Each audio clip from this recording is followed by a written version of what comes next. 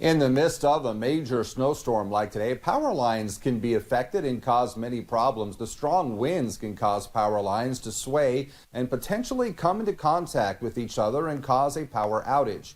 Even ice buildup on the lines can cause them to break and fall. Fortunately, there have been no power outages reported for our area, but in the event it does happen, one key precaution is to make sure your refrigerators and freezers are tightly shut. Especially if you're walking around outside or you have to go somewhere. Hopefully most people don't in this weather, but you want to keep an eye out for downed power lines. If you do see something like that, especially if it's in your area where maybe an outage was caused by a downed power line, you want to stay away from those because they can charge the ground around them, and they may be still energized.